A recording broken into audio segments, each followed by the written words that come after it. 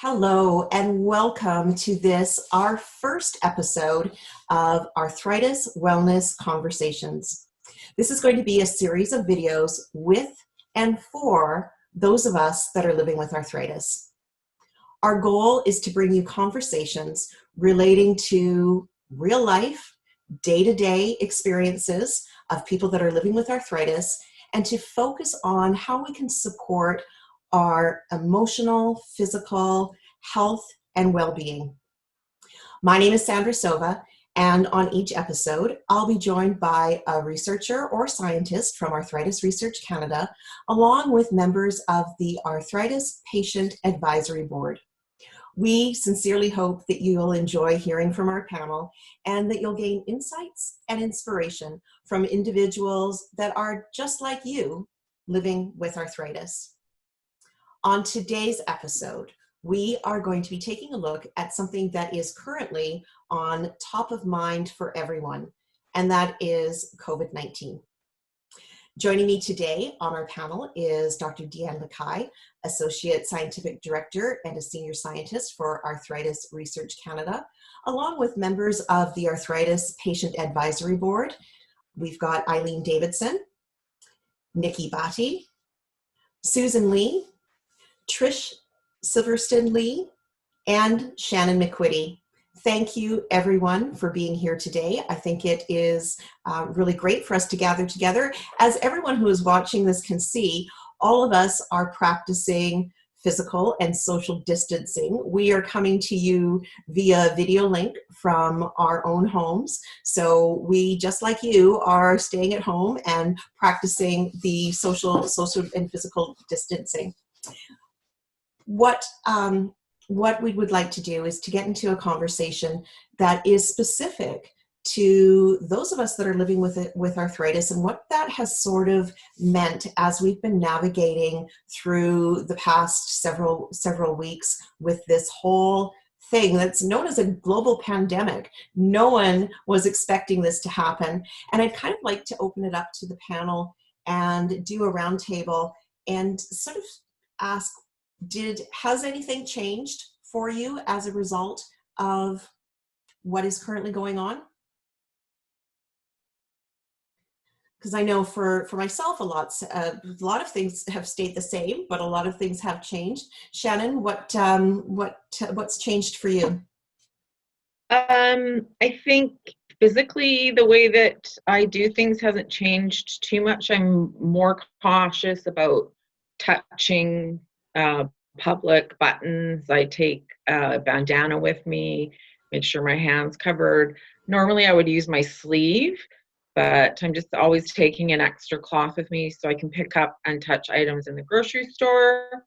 I think a lot of people with immunosuppression issues are maybe already had a jump on it because we're used to kind of being very conscientious about who we get near, if somebody with a cold or somebody who may not be feeling well or somebody who coughs or sneezes, we're used to kind of keeping our distance. So we have a little bit of I think had less of a learning curve.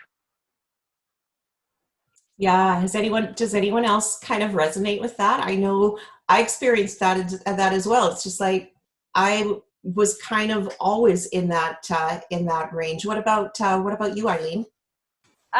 Well, I've definitely felt like I was well prepared for social distancing, just being that I'm kind of afraid of everyone's germs, and that being with chronic illness, I have sort of known that my disease is unpredictable, so I should always have about 2 weeks of groceries and supplies on me already. It was already drained in my head. That's such a good point, because like you say, having a chronic illness, it's unpredictable. So there may be times when it just doesn't work for us to be going out as often. So having more supplies on hand, sort of already a natural preparedness for that, served you well in that area. Definitely. Yeah. Can people talk about, has anyone felt more vulnerable than the general population? I know when this first came out, where, you know, you can't help but see and read about it and hear in the news. How did that land for you? Did you feel extra vulnerable? Nikki? Yeah, I definitely did feel a lot more vulnerable, being immunocompromised. I actually am not presently working, but prior to, I was working in a very public area. There'd be people coming in and out. And as it was all developing, I was very, very cautious, and there was just people who weren't as cautious, and I just didn't want to come across every single person I met, which can be up to 50 people a day, to explain, hey, I have an autoimmune condition. So yeah, initially I felt very, very vulnerable. I've adapted well. Again, I'm not working. There are calls that I will take, but yeah. Mm-hmm. Yeah, I think that's initially for myself, I was being very cautious because systems weren't in place. It took a while in real time, for instance, for the grocery stores, for example, to get up to speed with levels of social distancing. So for the first part, I wasn't venturing out at all. Have you found, let's talk about grocery shopping, because that is one, I mean, it is a basic need, food. We all need to eat and nourish our bodies. Is anyone, and you can just raise your hand, is anyone not doing their own grocery shopping? Okay, so for those, that would be me. I've got someone doing the shopping for me. Eileen, what's it been like for you with shopping? It's been a little bit of both, not me going, and then I have, luckily, my child's father picking up food for us, and then I have friends in the neighborhood who go, I'm going to the store today, you want me to grab anything for you? But I've also been cautiously watching the news and trying to pay attention to where, is my grocery store that I regularly hit having cases and things like that. And as the cases kind of go down, I'm starting to feel a little bit more comfortable going grocery shopping. Mm-hmm, mm-hmm. When we're going out into, I know for me, I've been doing it takes a lot more planning before I would leave the house. Like we talked about how we were kind of maybe a little bit ahead of the curve with precautions for germs, but now I know for myself, if I'm going out, I really try to get that brain in gear and do a lot of planning for that. How's it been for you, Trish? Helps. We go out earlier in the morning and do our, the drugstore, the grocery store, and get that done before too late in the day when it's a little quieter. There are a few, sometimes there's been quite a long lineup in the mornings with seniors, but just recently we were at Costco and we got in at 8:30 and we were out of there in less than an hour, and it was great inside. And I find I feel more comfortable going when it is a little quieter and I don't have to navigate around other people that are lingering or checking out things. I can have a little bit more time. I go on my list and I go straight to where we need to go, and we're out of there.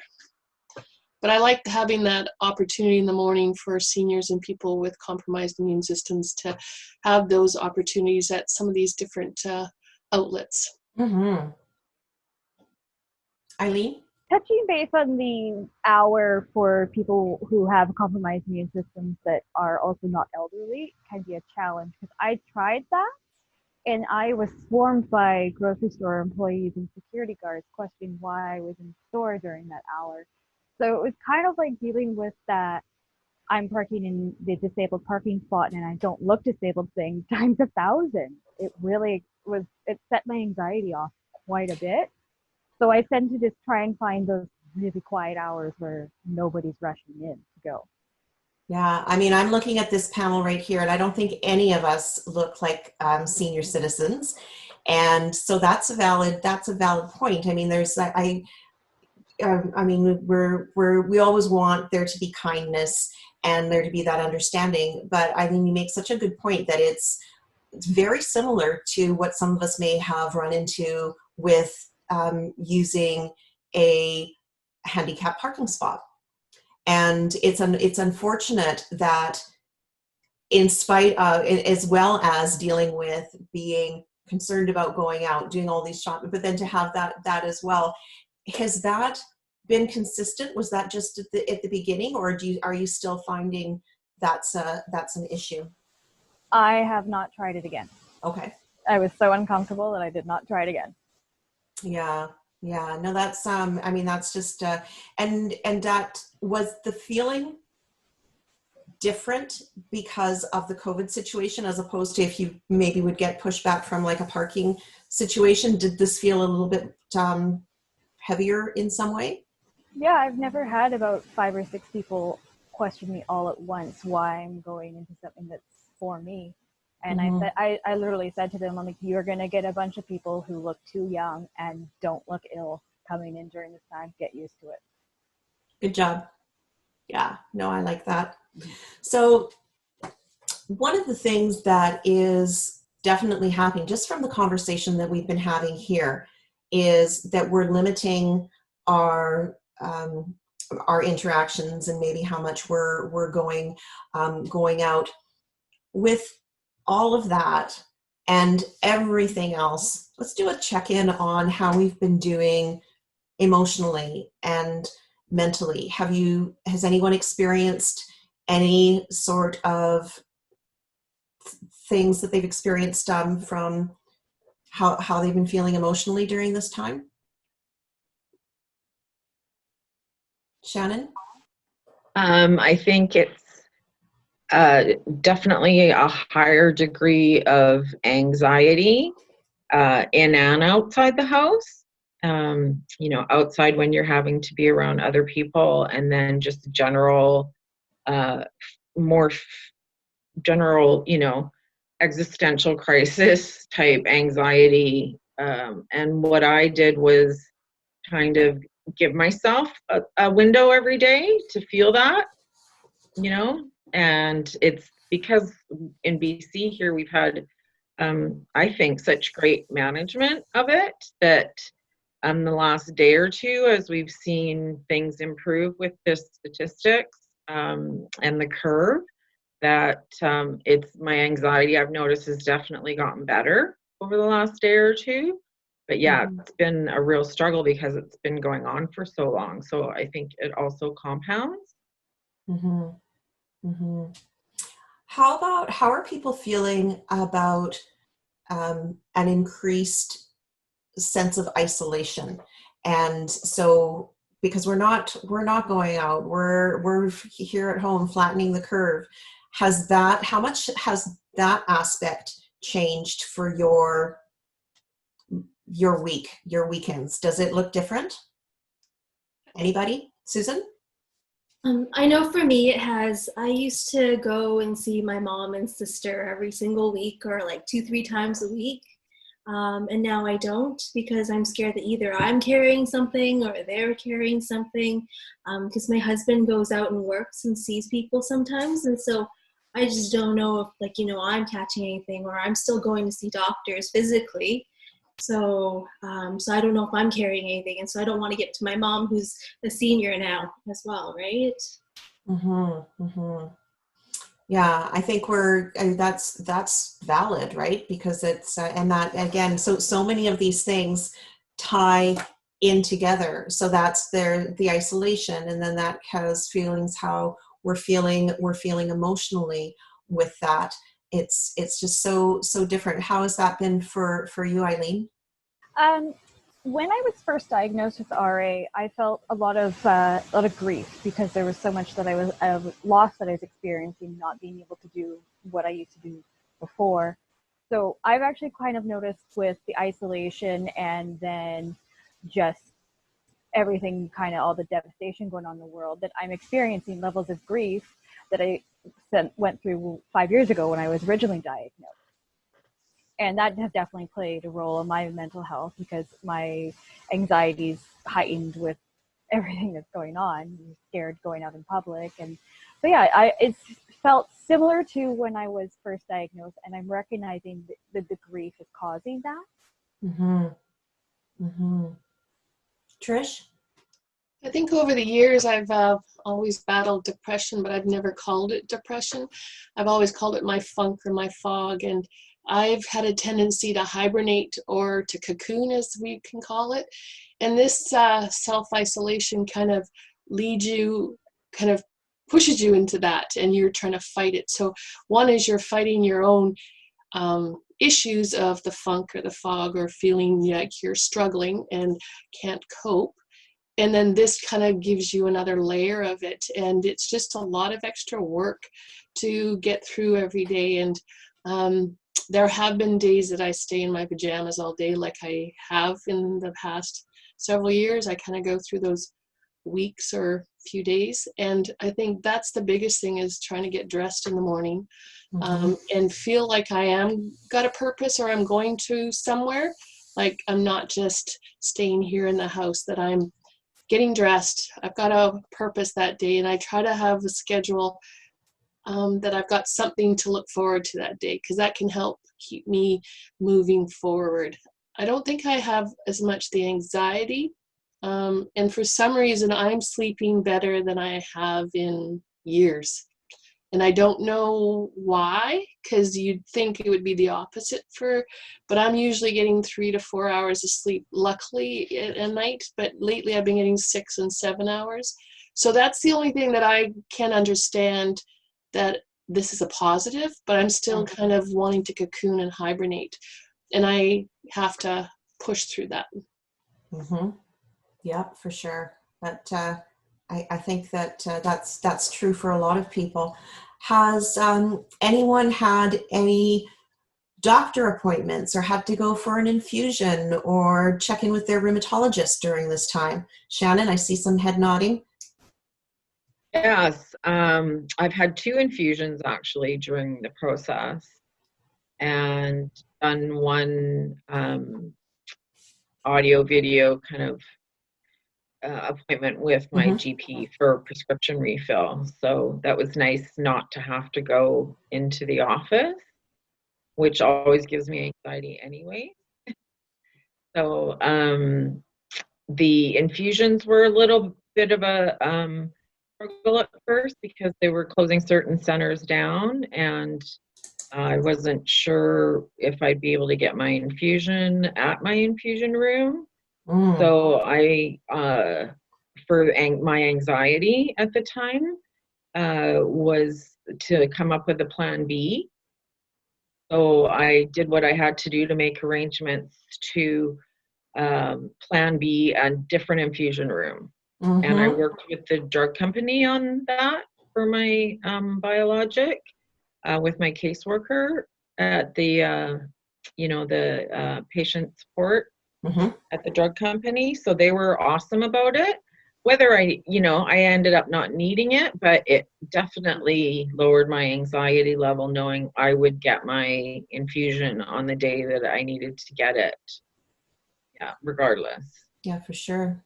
Dr. Lacaille, what I know from our conversation before, you're seeing your patients virtually as well during this time. Yes, I think we're all seeing our patients virtually. I mean, these are the recommendations, and I really wasn't sure how that was going to work out, and I'm surprised it's actually working out better than I had anticipated. I think the field of rheumatology lends itself well to that, in the sense that a big part of our encounter with our patients and a lot of what guides our treatment is actually the history, and we can get that just as well on the phone. I do miss being able to examine the joints when I want to know whether the joints are swollen or not, which also influences whether or not we need to change treatment. But I'm actually surprised at how much we are able to do through a virtual appointment. and I'm curious to know, and I think I'm curious to know how people feel who've had these virtual appointments to sort of, I'd be curious to know how they feel it from the patient's perspective. But certainly I find that everybody's been very accommodating. And I think it's important for patients to know that doctors are available. I find people may be afraid to be contacting their doctor. So we are available for appointments. It's just we're not going to do them in person. We're going to do them either like this through a video conference, which I actually prefer over the phone because there's a lot of nonverbal cues that are really nice to have. And I've also found that it's really hard to describe where the pain is if you can't point. That's right. So, I've found different ways of being able to describe which joint hurts in the hand. That makes it a bit, so it's a little challenging without being able to point or to show. But some people are not comfortable with the video and really prefer the phone. So a lot of them are actually happening over the phone.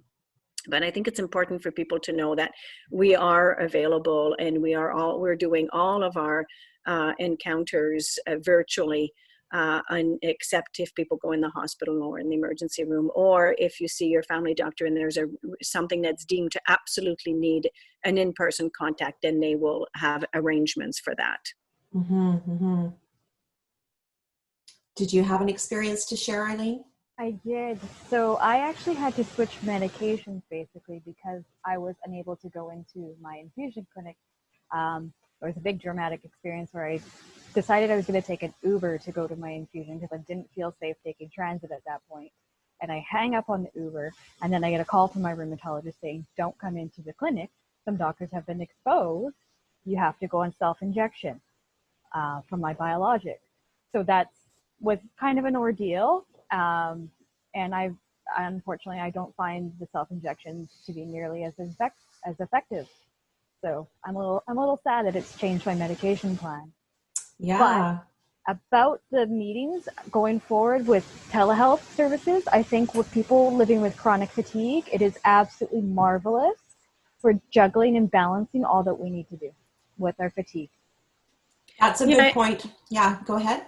Yeah, and I'm curious to know moving forward how, what we are doing currently during the pandemic, how is that going to influence care in the future? And as we're all becoming more comfortable with virtual appointment, I suspect that it may, translate into some changes.